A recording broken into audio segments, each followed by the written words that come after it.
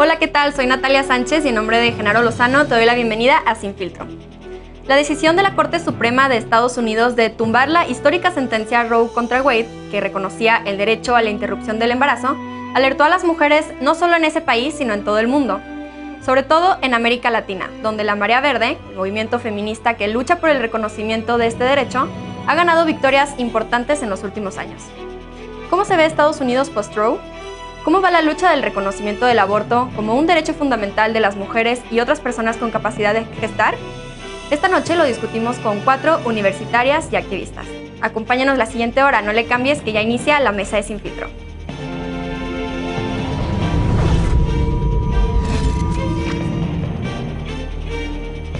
Y para debatir esta noche nos acompañan en el estudio Lorena Ramírez, estudiante de Relaciones Internacionales en la Ibero, feminista y columnista internacional en La Pregonera. ¿Cómo estás? Muy bien, muchas gracias. Bienvenida de vuelta. También aquí en el estudio Noelia Jiménez, feminista e internacionalista por el ITAM. ¿Cómo estás, Noelia? Bien, gracias, Natalia. Bienvenida. Y a la distancia, Camila Riva Palacio, abogada por el CIDE e investigadora jurídica en GIRE. Hola Nat, ¿cómo estás? Hola, bienvenida. Y Cintia Ramírez, integrante de Católicas por el Derecho a Decidir y Redefine Puebla. ¿Cómo estás, Cintia? Hola, mucho gusto. Muy bien, gracias. Pues bienvenidas todas. Y abrimos este primer bloque contigo, Cintia, nos quedamos. Y para que nos cuentes en qué consiste la sentencia histórica Roe contra Wade y qué significa que la Suprema Corte de Justicia, la Suprema Corte de Estados Unidos, la haya anulado. Bueno, pues sin duda me gustaría poner un poco en contexto de qué es lo que ha pasado en las últimas semanas y en los años 70 fue donde la Corte en Estados Unidos estableció que las mujeres tenían derecho al aborto sin la intervención del Estado en el primer trimestre, en el segundo trimestre estando regulado para la protección de la salud de las mujeres y las personas con capacidad de gestar y hasta el tercer trimestre cuando el Estado puede interferir y hasta prohibir el aborto. Sin duda, esta sentencia hace más de 49 años sentó un paradigma y un precedente respecto a alcanzar la despenalización del aborto. Sabemos lo que ha pasado en estas últimas semanas y cómo este fallo de Roe versus Wade pues ha cambiado muchísimas cosas. Sin embargo, pues es necesario mencionar que el movimiento feminista, el movimiento por el derecho a decidir ha crecido exponencialmente, no solamente en Estados Unidos, sino en América Latina y diría que en todo el mundo.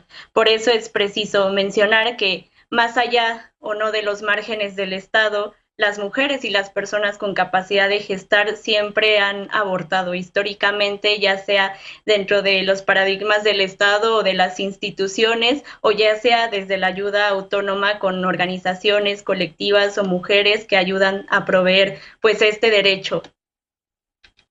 Sí, Lorena, ¿tú por qué crees que se está tomando esta decisión ahora después de casi 50 años? ¿Qué hay detrás de esta decisión? ¿Tiene que ver con la composición de la Corte? ¿Cómo lo ves? Sí, bueno, yo creo que los conservadores tradicionalmente republicanos han intentado tirar Roe versus Wade desde el momento en que nació, pero justamente no es coincidencia que ahora que tiene mayoría conservadora la Corte, pues se da justamente las posibilidades para volver a revisar con una excusa de una revisión de un caso en Mississippi, en donde se revisaba una ley que prohibía el aborto a partir de las 15 semanas, entonces se aprovecha ese contexto para entonces volver a revisar Roe versus Wade y revisar si verdaderamente es constitucional, ¿no? Y a la conclusión a la que llegan es que no es constitucional, que los argumentos no son lo suficientemente sólidos. Y bueno, esto sienta obviamente pues circunstancias peligrosas para el resto de los derechos que se han adquirido a través de sentencias en la Suprema Corte, ¿no?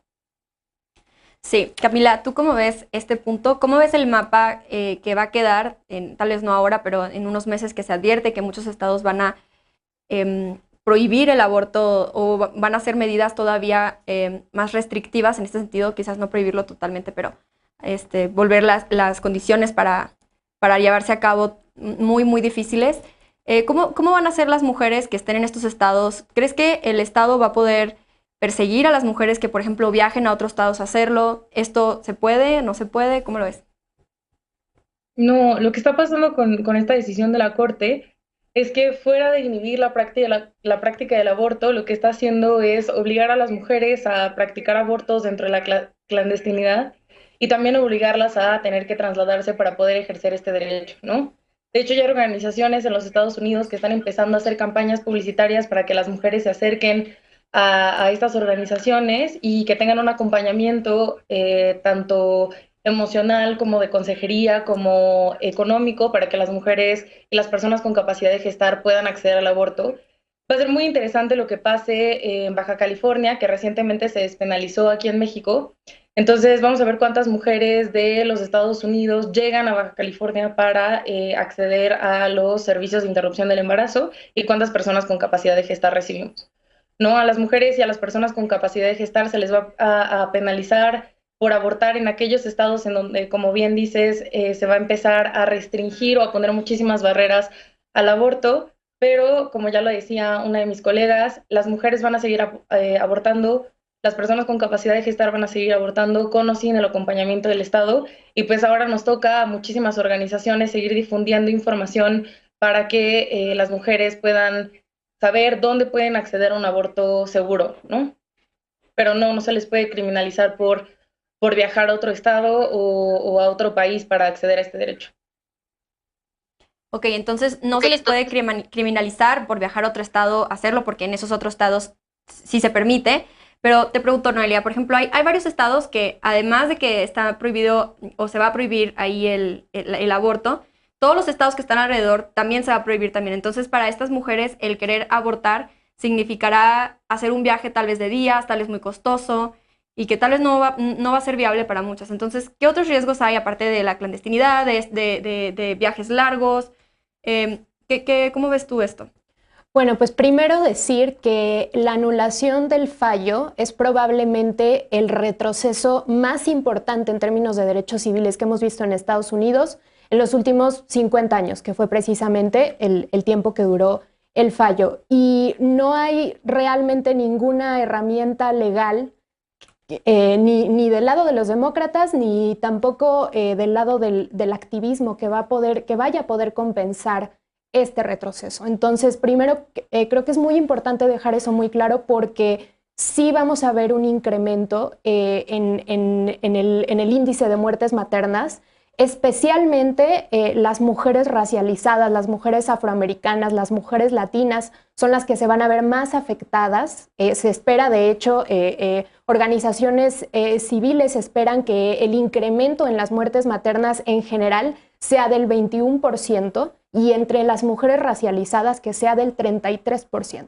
Entonces, no hay nada que vaya a poder compensar eso. Este retroceso es algo gravísimo y ni siquiera el mismo presidente de Estados Unidos puede hacer algo para compensarlo. Lo más que podría hacer el presidente sería declarar una emergencia sanitaria que liberara fondos para poder costear clínicas de aborto o que realicen abortos en los estados en los que no esté penalizado, pero incluso en esos casos las cortes estatales los pueden bloquear. Entonces, en realidad, el hecho de haber dejado a criterio de los estados el derecho a la interrupción del embarazo es un retroceso cuyas repercusiones, creo, en este momento incluso es muy difícil imaginar. Y como bien decías, Nat, hay muchos estados que van a estar rodeados de otros estados que también penalizaron esta práctica. Entonces va a haber muchas mujeres y personas con capacidad de gestar que no van a poder abortar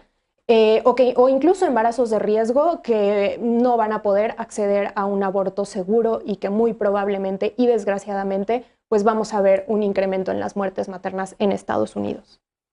Claro, y quiero regresar rápido contigo, Camila, para preguntarte cómo va a ser el Estado para saber que las mujeres están abortando, por ejemplo, si lo hacen de manera clandestina en su casa, si es algo como un espacio privado, ¿cómo el Estado va a tener acceso a esta información?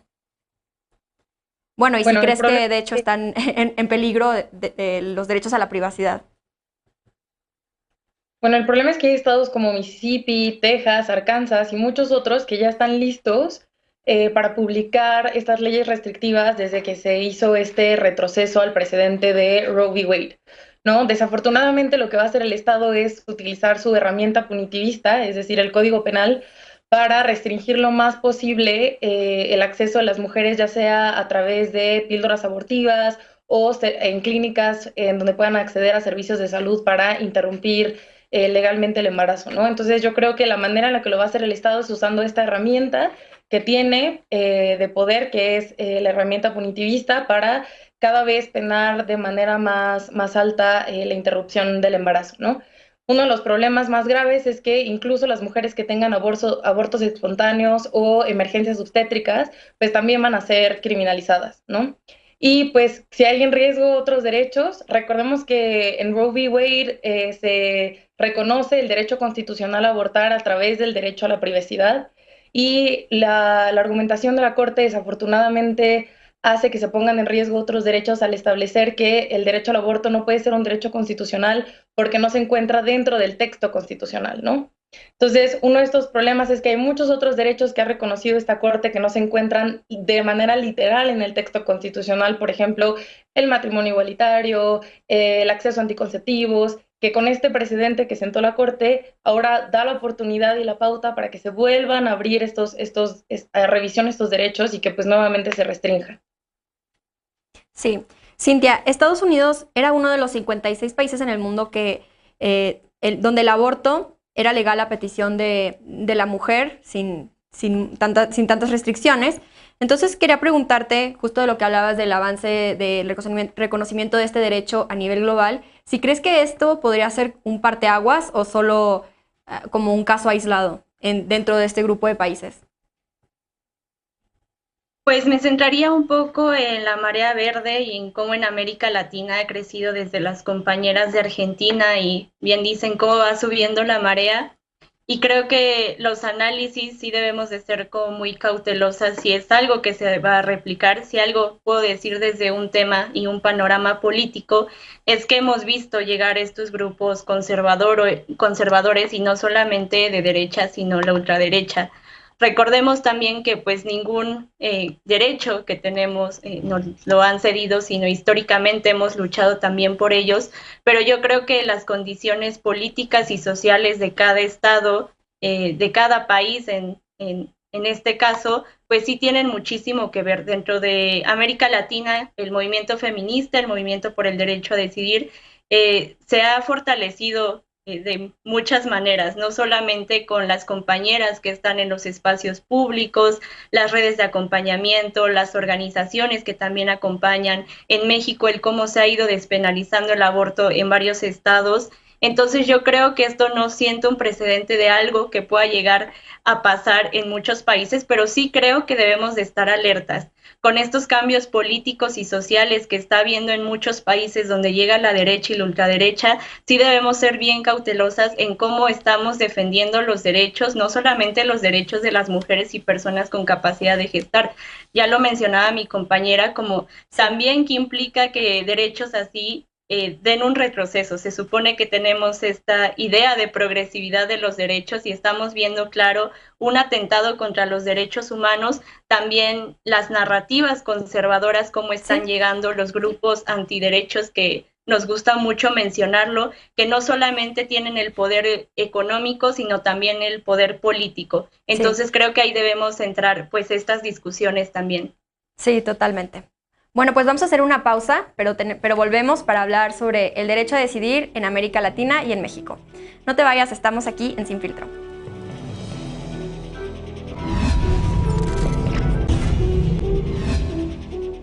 Regresamos a Sin Filtro. En este bloque hablaremos sobre la marea verde en América Latina y ahora vamos a abrir contigo, Lorena. ¿Por qué no vamos desde el inicio? ¿Cómo empezó este movimiento en Argentina y qué avances ha habido en los últimos años en la región? Sí, bueno, justo el movimiento de la marea verde se refiere, como ya mencionaban, a estos países que se han ido uniendo un poco lento, pero creo que seguro, el derecho a decidir y los derechos reproductivos y sexuales de las mujeres y personas gestantes.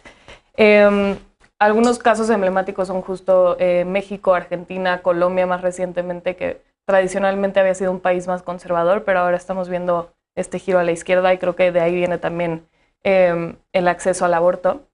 Y bueno, nada más quiero mencionar que creo que hay una diferencia significativa, sobre todo en la región de América Latina, entre el derecho a decidir en cuestión legal, como derecho despenalizado, pero es diferente cuando un estado tiene una política constante de educación sexual, de evitar prevención de enfermedades de transmisión sexual, acceso a anticonceptivos, todo acompañado de clínicas que sean accesibles y asequibles para todas las mujeres y personas gestantes. Entonces, creo que por ahí creo que falta todavía consolidar como bien ese derecho, no solo en papel, sino que sea verdaderamente accesible en la práctica para todas las mujeres, no importa su clase, su raza, su estatus socioeconómico, que sea un derecho en la práctica y real, ¿no? Sí. Cintia, ¿cómo ves tú? ¿Qué actores políticos están detrás de estos avances? Y tú, que eres parte de Católicas por el Derecho a Decidir, ¿qué papel tiene la Iglesia en esta discusión? Bueno, pues, ¿qué papel tiene la Iglesia? Bueno, en general yo diría que las religiones, ¿no? Con estas éticas moralistas y conservadoras, también las narrativas que se construyen alrededor del aborto por parte de las iglesias, que si ponemos el caso específico en México, donde existe en ley un Estado laico, sabemos que a la hora de la toma de decisiones, quienes están en los puestos de poder, pues realmente muchas veces legislan y toman las decisiones desde sus creencias. De aquí viene la importancia de generar otras narrativas, de hablar de otras cosas que están sucediendo. Y yo creo que la marea verde en general, pues es un precedente desde Argentina, pero no lo ha sido todo. Históricamente, muchas mujeres y personas con capacidad de gestar han abortado. No todo nació con la marea verde y creo que eso es parte del reconocimiento que debemos de hacer. Nuestras abuelas, bisabuelas abortaban no con medicamentos, sino con usando plantas, etcétera, y creo que estos saberes también ancestrales han sido importantes para las mujeres y las personas con capacidad de gestar y que no podemos dejarlo pasar de largo en la historia del movimiento por el derecho a decidir. Y también mencionar que el movimiento por el derecho a decidir no solamente se sostiene de las mujeres feministas, sino también de muchísimas otras mujeres y otras personas que también dan luchas por la justicia social, y creo que es importante y necesario poner atención justo en estas narrativas conservadoras desde la Iglesia, desde la ética y la moralidad, que si bien existe esta libertad de culto y de religión, también tenemos que ver que se cumpla el Estado laico, que en los estados no solamente se despenalice y en los países se despenalicen temas legislativos, sino esta despenalización social. ¿Cómo estamos hablando del aborto? ¿Cómo quitamos estos estigmas y estos prejuicios? Sí, la verdad que la organización a la que perteneces es importante porque incluso trae estos temas dentro de estas organizaciones como la Iglesia. Noelia, ¿cómo ves tú el derecho al aborto en la región y cómo lo relacionas con las fuerzas políticas que hay? ¿Tú dirías que un gobierno de izquierda te asegura que va a haber avances en este sentido? O, por ejemplo, por el contrario, que un gobierno de derecha significa que va a retroceder. ¿Cómo lo ves? Mira, Nat, yo creo que definitivamente no, un gobierno de izquierda no te garantiza que va a haber un avance en términos de acceso a la interrupción del embarazo. Sin embargo, creo que por el contrario, los gobiernos conservadores, los gobiernos de derecha, sí te garantizan el efecto contrario, que es que no lo va a haber. ¿Y por qué digo esto? Porque el tema del aborto en América Latina, o cuando hablamos de aborto en América Latina, y ahí hay una diferencia muy importante con el caso de Estados Unidos, se ha dado gracias, y ya lo decían mis colegas, gracias al activismo popular. Se han dado gracias entre activismo popular, saberes ancestrales, pero sobre todo a un movimiento de a pie, de calle, que no ha tenido tanto que ver con élites políticas, como por ejemplo en Estados Unidos. Sin duda también hubo un movimiento por los derechos civiles, pero hubo un mayor involucramiento de actores políticos a nivel élites. Y en el caso de América Latina no ha sido así. En el caso de América Latina ha sido constantemente tratar de empujar una agenda que en gobiernos que tanto de izquierda como de derecha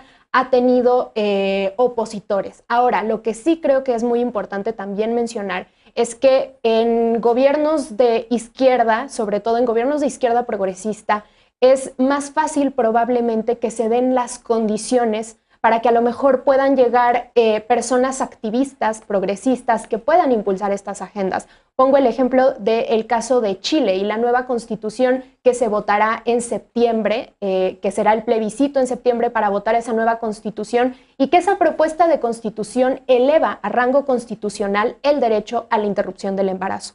Eso se dio precisamente gracias a que hubo todas las condiciones políticas para que activistas con el interés de empujar esta agenda pudieran meter eso, que a lo mejor, no a lo mejor, más bien en gobiernos conservadores de derecha, pues no hay estas condiciones políticas porque pues hay mucho involucramiento, sí, de sectores protestantes y católicos también, que están en contra, o sea, las partes de esas religiones que están en contra del derecho a decidir. Sí, un buen ejemplo es Venezuela, por ejemplo, que con un gobierno de izquierda, aún así no significa que sea uno de los países en América Latina con las legislaciones más laxas para permitir el derecho al aborto. Camila, ¿qué pasa con justo los países que tienen las medidas más estrictas como Nicaragua, República Dominicana, Honduras, Haití, El Salvador, donde está prohibido el aborto en cualquier caso? ¿Qué hay detrás de este tipo de legislaciones tan rígidas?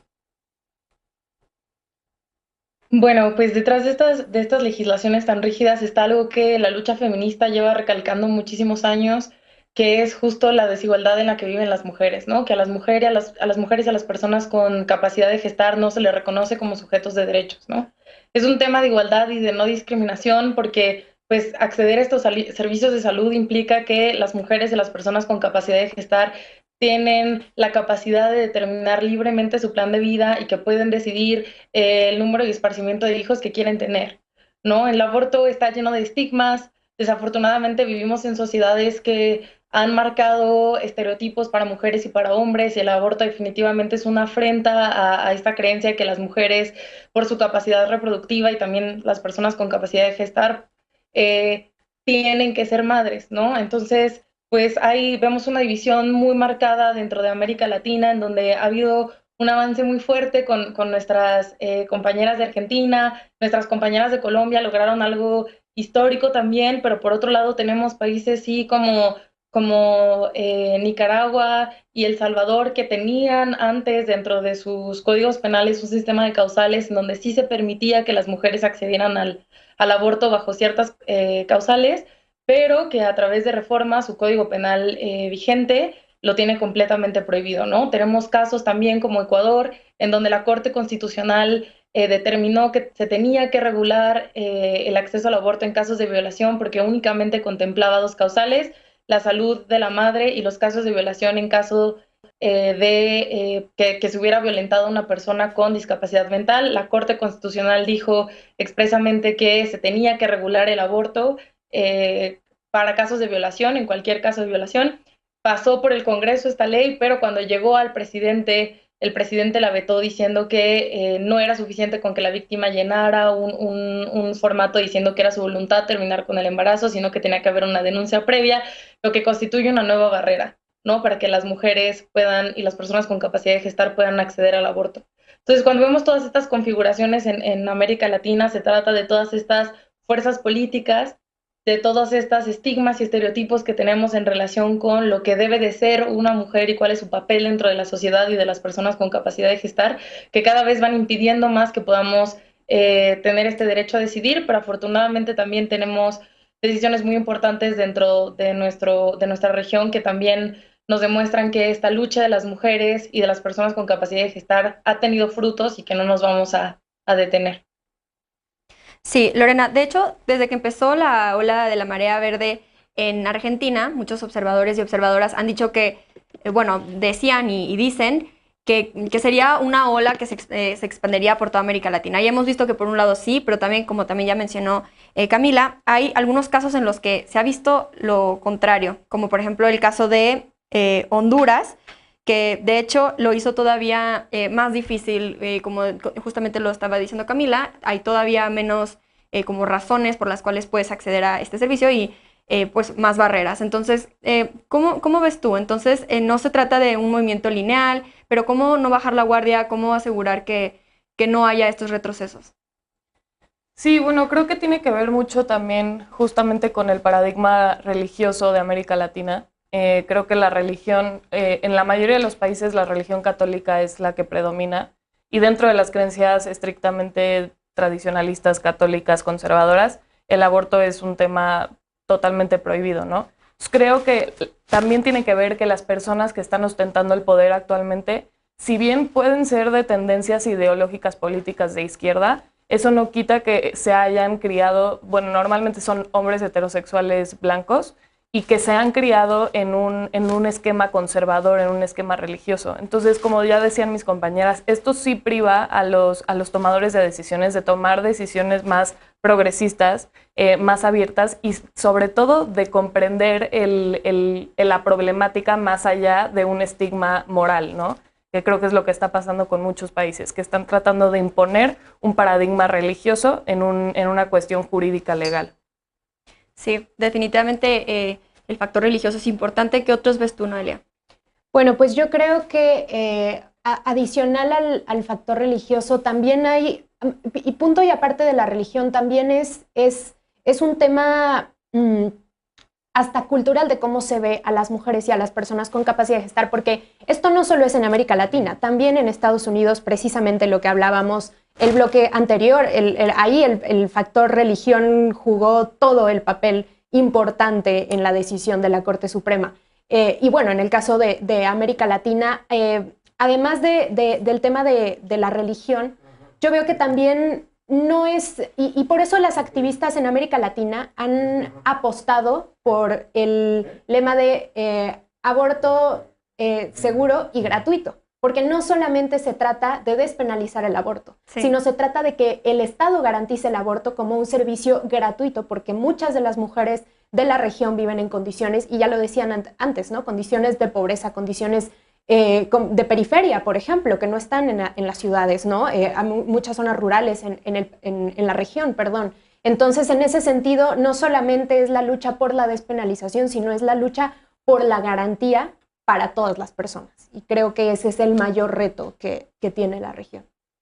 Claro, y sin duda también tiene un poco que ver que cada vez hay más mujeres que están en los puestos de tomas de decisiones políticos y económicos y en toda la vida pública de aquí. Pero bueno, ¿tú qué piensas de esto, Cintia? Tenemos todavía un par de minutitos. Pues justo regresaría a cómo comenzaste con esta ronda de preguntas respecto a si un gobierno de izquierda nos garantiza pues que el aborto avance, y yo creo que no del todo, pero sí nos abre las puertas, y creo que aquí también tiene que caber la crítica sobre el cómo se ha romantizado estas cuotas de género, al menos en México, que es una acción afirmativa que se necesitaba para que las mujeres accedieran a esta toma de decisiones, pero ya nos dimos cuenta que ser mujer no te da conciencia de género, y esto no quiere decir que realmente vas a luchar por los derechos de las mujeres precarizadas, por los derechos sexuales y reproductivos, porque hay que decirlo, hay mujeres que están en el poder con agendas completamente conservadoras, sí, y antiderechos. Entonces, aquí también tendría que haber una crítica desde el movimiento feminista, desde los movimientos de mujeres, respecto a cómo vamos generando vías para acceder a la despenalización del aborto. Sí, justo. Creo que se debe más bien a mujeres feministas que están en posiciones de poder y no necesariamente por el hecho de ser mujeres, como lo dices tú. Pero bueno, tenemos que hacer una pausa, pero volvemos a Sin Filtro para hablar sobre la interrupción legal del embarazo en México. No te vayas.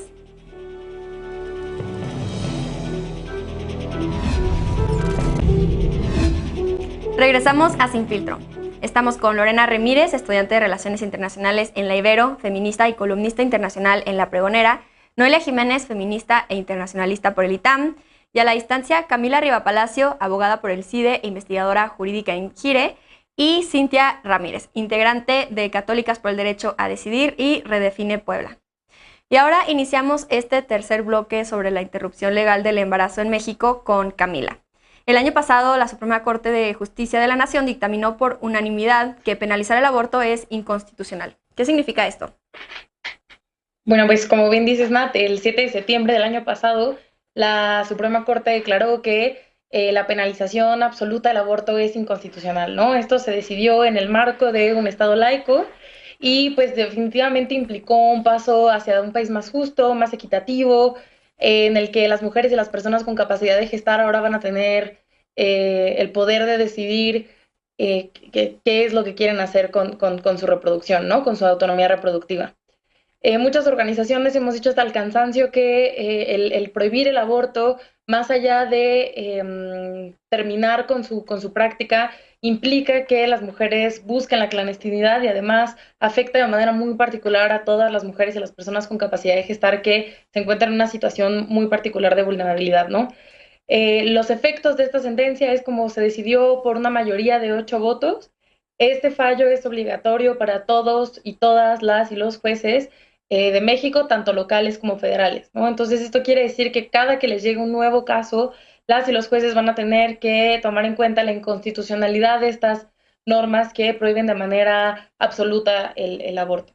Específicamente en Coahuila se despenalizó el artículo que establecía una pena privativa de la libertad para las mujeres que voluntariamente tuvieran un aborto o que aquellas personas que las ayudaron a abortar. Esto fue lo que salió del Código Penal. Sin embargo, una de las razones por las que no festejamos tan fuerte esta gran sentencia de la Corte fue que hay que leerla con lupa, ¿no? Porque a pesar de que la Corte dijo que la penalización del aborto es inconstitucional de manera absoluta, a través de la argumentación de la sentencia, la Corte establece que tiene que salir de los textos penales cuando no se considere que el aborto es posible durante las primeras, del primer periodo del embarazo, ¿no? O dentro de un periodo cercano a la implantación, ¿no? Entonces esto quiere decir que la Corte por un lado nos está diciendo que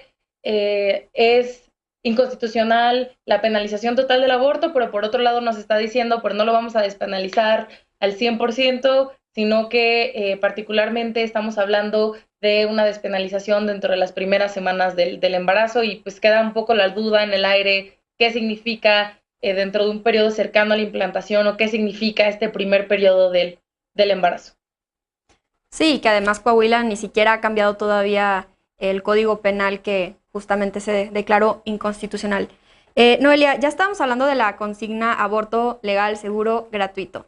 Y quería preguntarte, incluso en los estados donde ya se despenalizó el aborto, ¿realmente el Estado asegura un aborto legal, seguro y gratuito a todas las mujeres? Bueno, pues la verdad es que no es así. Esto tiene mucho que ver con la calidad de instituciones de salud pública que tenemos en el país. Sin duda, creo que sí ha habido un avance respecto a los últimos años, respecto a los últimos 10 años.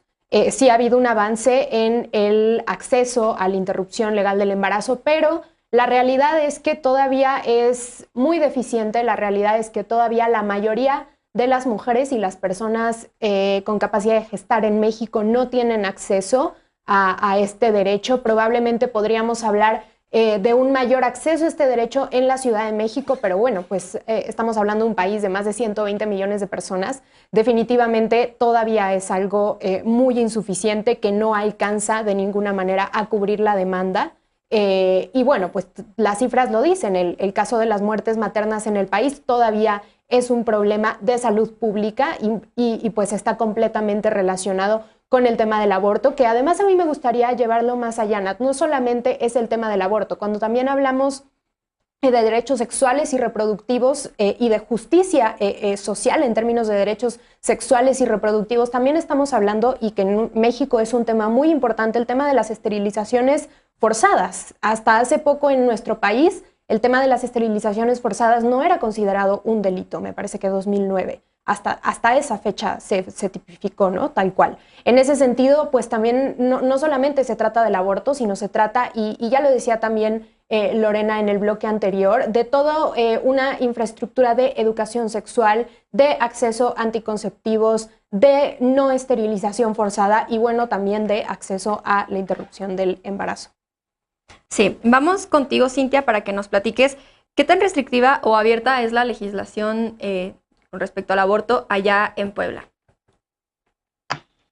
Bueno, pues Me gustaría comenzar a mencionar que justo en este trabajo de la no criminalización, después de lo que mencionó la Suprema Corte de Justicia de la Nación, en Puebla colectivamente presentamos un amparo junto con Gire, que estamos esperando pues de buenos resultados. Y aquí existen 4 causales. Una de ellas, como sabemos, es la NOM 046, que aplica en todo el país, y otras 3 más. La condición de despenalización del aborto en un tema legislativo pues ha sido sumamente complicada y compleja. Hemos visto gobiernos de izquierda entre comillas, con mayoría en el Congreso, con estos partidos políticos de izquierda, y la despenalización no ha avanzado. En Puebla se sentó un precedente hace 2 años con la toma histórica del Congreso del Estado de Puebla, donde una de las demandas justo era la despenalización del aborto. Aún así hemos seguido avanzando en generar pues estrategias de incidencia social y política, porque sabemos que no solamente es eso, sino también la despenalización social es muy importante para nosotras. E incluso diálogos y debates que hemos tenido hace unos meses desde Católicas por el Derecho a Decidir, se realizó un encuentro entre activistas feministas donde vinieron compañeras de Argentina, de Colombia, y compartíamos experiencias de cómo se ha ido despenalizando en esos países y en el caso de México, y pues mencionar que ahí pues en todo el país se despenaliza, pero aquí en México tenemos que ir pasito a pasito con estado por estado. Y es necesario mencionar también qué pasa después de la despenalización del aborto, porque hemos visto con otras compañeras en otros estados donde ya se despenalizó, y justo ahora es luchar por el acceso a las mujeres y personas con capacidad de gestar este servicio de salud pública. Entonces creo que tenemos grandes retos, no solamente en Puebla, en los otros estados donde falta por despenalizar, sino también en los estados donde ya está despenalizado, incluyendo Ciudad de México, que después de 15 años, pues todavía hay muchísimas fallas, el medicamento no está accesible para todas las personas, sí. Y entonces pues tenemos que generar estas redes entre nosotras que históricamente han estado, donde también de forma autónoma a las mujeres y personas con capacidad de gestar se les dé el acceso al servicio pues de un aborto. Sí. Lorena, justo también Gire documentó que entre agosto de 2018 y mayo de 2021 se presentaron 63 iniciativas relacionadas con el reconocimiento del derecho al aborto legal y seguro. Esto es más de 20 al año aproximadamente. ¿Qué explica esta ola de iniciativas? Pues justo creo que tiene que ver con que Morena llegara al poder, la verdad. Sí hemos visto varias funcionarias dentro del partido que tienen en su agenda el interés de avanzar este tipo de iniciativas, pero se ha visto el resto del Congreso es reaciente a este tipo de temáticas, y el propio gobierno, yo diría, de Andrés Manuel López Obrador, pues parece un poquito más hacia el lado conservador y prefiere evitar el tema, que en este tema evitarlo es condenarlo. Porque si no se habla y si no se apoya el activismo que hay en las calles, que lo estamos haciendo desde hace años las feministas, entonces no se traduce en acciones verídicas del gobierno, ¿no? Entonces, sí, creo que tiene que ver con la llegada de Morena al poder, pero yo lo tomaría justo como decían mis compañeras, ¿no? El hecho de que las mujeres estén en un papel de toma de decisiones no quiere decir que tengan perspectiva de género. Claro. Aplicaría el mismo criterio para los partidos políticos que se encuentran en el poder. Camila, ¿qué otros pendientes ves tú en el avance del reconocimiento de los derechos reproductivos aquí en México? Bueno, pues en primer lugar creo que es importante reconocer que pues en estos últimos 2 años, en 2021 y 2022, hemos tenido avances agigantados que nunca pensamos que fueran a pasar después de que en la Ciudad de México se despenalizó el aborto en el 2007. Hubo una ola inmensa de otros estados que empezaron a reformar sus constituciones locales para proteger la vida desde la concepción, que como tal no es un impedimento legal para que se despenalice el aborto, pero sí fue un impedimento social que empezó a hacer que hubiera una serie de candados, no solamente legales, sino también sociales, para que se despenalizara el aborto en otros estados. Luego llegó Oaxaca, que nos sorprendió, luego fue Hidalgo, Veracruz, Baja California, Colima, Sinaloa, Guerrero y Baja California Sur, que llegaron en estos 2 años a despenalizar el aborto. Me gustaría específicamente hacer como un paréntesis en Guerrero, porque se despenalizó el aborto de manera absoluta para las mujeres y para las personas con capacidad de gestar, y esto fue algo súper importante, porque es la primera vez que un estado reconoce que la vía penal no es la solución para darle pues cabida a un problema de salud pública. y también desafortunadamente en el país se criminaliza muchísimo a las mujeres que tienen una emergencia obstétrica o un aborto espontáneo, ¿no? Entonces ya no va a poder suceder esto en Guerrero, afortunadamente, porque ya no hay delito que perseguir, por lo tanto tampoco ya no va a poder haber denuncia, ¿no? Pero también por otro lado tenemos muchísimos pendientes. Guerrero, por ejemplo, tomándolo de ejemplo una vez más, sigue el delito para cualquier persona que practica un aborto a una mujer embarazada después de la 12ª semana de gestación, ¿no? Entonces esto, por un lado, a las mujeres ya no se les va a criminalizar, pero sí al personal médico que les practique el aborto después de la 12ª semana de gestación, ¿no? Entonces aquí vemos claramente cómo sigue habiendo una serie de barreras y obstáculos para que las mujeres y las personas con capacidad de gestar puedan ejercer sus derechos sexuales y reproductivos.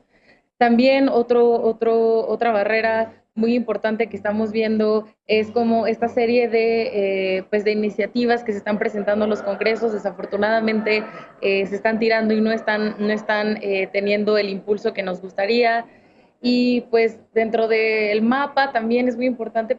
Sé que dentro de México no va a tener quizás un impacto directo lo que pasó al revertir el precedente de Roe versus Wade, pero pues independientemente de que lo pensemos, como que esto le pasó a las mujeres que viven en Estados Unidos, al final del día es un golpe para todas las mujeres y personas con capacidad de gestar, porque una corte muy importante, una corte constitucional de un país, dijo nuevamente que las mujeres no van a tener el derecho a decidir sobre sus cuerpos, ¿no? Entonces, creo que es importante empezar a dejarlo de ver en términos de qué países lo penalizan y qué países no, sino verlo como un conjunto de una lucha que todas las mujeres y todas las personas con capacidad de gestar estamos haciendo, y que pues la Suprema Corte de Estados Unidos esté diciendo que no tenemos el derecho a decidir, es algo que sí nos afecta en este movimiento. Sí, definitivamente. Y también quería hacerte una brevísima pregunta sobre qué pasó en Coahuila. ¿Por qué si ya hace casi un año, bueno, desde septiembre, que la Corte la declaró inconstitucional su código penal que criminaliza a las mujeres por llevar a cabo un aborto, ¿por qué todavía no cambia su código penal? O sea, ¿qué es lo que tiene que pasar para que ya lo cambien y que dejen de prohibir este procedimiento? Bueno, recordemos que la sentencia de la Corte efectivamente dijo que era inconstitucional la penalización del aborto de manera absoluta, y pues sí declaró inválido este artículo del Código Penal de Coahuila, ¿no? Esto quiere decir que cuando lleguen casos, en caso de que llegasen casos a las y los jueces, ellos tienen que pues no conocer del caso debido a que es inconstitucional este artículo específico del Código Penal. Ahora, esto es de la parte del Poder Judicial, ¿no? Ahora le toca a nuestro Congreso, a la parte legislativa de la entidad de Coahuila, que pues haga efectivo esto que dijo la Corte en septiembre del año pasado, y pues desafortunadamente esto depende de negociaciones dentro del Poder Legislativo para que pues lleguen a un acuerdo de cómo es que se va a reformar el Código Penal, y es algo que pues hasta el día de hoy todavía no vemos. Y entonces también hay otros estados aparte de Coahuila que están en la misma situación, ¿o solo se trata de Coahuila? Pues más bien lo que estamos esperando es que con esta resolución de la Corte, tal como empezó a pasar, por ejemplo, con Guerrero y Baja California Sur, que estamos esperando a que los congresos locales empiecen a seguir este criterio de que la penalización absoluta del aborto es inconstitucional. Entonces esperamos que tenga la fuerza suficiente el dicho de nuestra Corte para que tenga una influencia dentro de los códigos locales y entonces empiecen a reformar, como ya pasó con Guerrero, ¿no? Que hace unos años se intentó reformar el Código Penal de Guerrero solamente para que la causal de violación no solicitara una denuncia previa, y no se logró. Pero pues después de la resolución de la Corte tuvimos esta impresionante avance en donde ya en Guerrero no se criminalizan ni a las mujeres ni a las personas con capacidad de gestar por abortar. Pero bueno, vamos a hacer un último bloque, pero regresamos a las conclusiones aquí en Sin Filtro. No te vayas. Englobando un poco los tres bloques y la región de América Latina y el caso de Estados Unidos, a mí sí me gustaría enfatizar mucho en que la anulación del fallo de Roe contra Wade en Estados Unidos, y lo dijeron también mis colegas, no fue algo que se dio de manera espontánea, fue producto de décadas, literalmente décadas, de cabildeo político, de impulso de agenda política por parte de los sectores más conservadores en Estados Unidos, que con el triunfo de Donald Trump en 2016 vieron su oportunidad. De hecho, Donald Trump desde la campaña, él prometió poner a no dijo tres en ese momento, él dijo nombrar jueces que vayan a anular Roe contra Wade, y ese día, que fue el día del tercer debate presidencial, Donald Trump se ganó el voto más conservador en Estados Unidos, que no tenía seguro. En ese sentido, ¿por qué menciono esto? Porque yo sí creo que el derecho al aborto en todo el mundo, pero bueno, enfocándonos en la región del hemisferio americano, es algo que siempre va a estar en peligro. ¿Por qué? Porque probablemente es el derecho que más furor causan los sectores más conservadores de nuestras sociedades, y en ese sentido a mí sí me gustaría subrayar mucho en que no bajemos la guardia, porque estos sectores conservadores no solamente están en Estados Unidos, también están en México, también están en América Latina, tienen redes internacionales y transfronterizas, así como las feministas los tenemos. Y en ese sentido, pues sí, exhortar a no bajar la guardia, porque los conservadores o los neoconservadores, perdón, en Estados Unidos no van solamente y no están solo contentos con la anulación de Roe contra Wade, ellos van por la penalización del aborto a nivel federal en Estados Unidos, y hay que decirlo. Y en ese sentido yo creo que en ningún país está seguro este derecho, siempre tenemos que mantenernos alertas y siempre tenemos que mantenernos pendientes de quiénes son esos grupos que en nuestros países están impulsando agendas en el poder legislativo, con los presidentes y también en los poderes judiciales. Sí, Camila, conclusiones, por favor, muy breve, en un minutito. Bueno, pues primero que nada, estas decisiones que toma la Corte de Estados Unidos, es muy importante no pensarlo en términos de solamente las mujeres y las personas con capacidad de gestar que están en los Estados Unidos. Este tipo de decisiones nos afectan a todas, porque pues es un golpe muy fuerte a nuestra autonomía reproductiva, ¿no? Entonces es súper importante que sigan existiendo organizaciones que defendamos los derechos reproductivos de las mujeres y las personas con capacidad de gestar. Hay que tener en cuenta que esta justicia reproductiva son un conjunto de factores, tanto económicos, sociales y políticos, que permiten que las mujeres puedan tener poder y autodeterminación sobre su destino reproductivo. Estoy de acuerdo en que no hay que bajar la guardia. La Corte de México en este momento es una corte aliada de los derechos reproductivos de las mujeres, pero en cualquier momento esto puede cambiar con un cambio de ministros, con una rotación. Entonces, pues las mujeres no vamos a dejar de luchar por nuestros derechos, ni las personas con capacidad de gestión. Te voy a detener ahí porque se nos acaba el tiempo. Cintia, si puedes, por favor, tus conclusiones en 30 segunditos, para también dejarle unos segunditos aquí a Lorena. Claro que sí. Pues mencionar que las feministas estadounidenses ya se habían preparado justo para este fallo, porque no es algo nuevo. La marea verde va a seguir subiendo en América Latina y en todo el mundo, y pues educación sexual para descubrir, anticonceptivos para disfrutar y aborto legal para decidir. Sí, Lorena, finalmente. Sí, bueno, nada más mencionar que es preocupante lo que sucede en Estados Unidos. Helen Clark decía que Estados Unidos estornuda y el resto del mundo se resfría. Entonces hay que tomar con pinzas esta decisión, porque sí puede generar una ola de incentivación a los grupos antiabortistas en México, y sobre todo al financiamiento de instituciones de salud reproductiva en países de bajos recursos como lo es México y varios países de América Latina. Y nada, pues sí, reafirmar que seguiremos luchando por el derecho a decidir en México y en América Latina. Sí, pues llegamos al final de Sin Filtro. Les agradezco mucho a nombre de Genaro Lozano, Noelia, Lorena, Cintia y Camila, y a ustedes por acompañarnos esta noche. Y ya sabes, no te pierdas Sin Filtro cada domingo a las 11 de la noche aquí en Foro TV.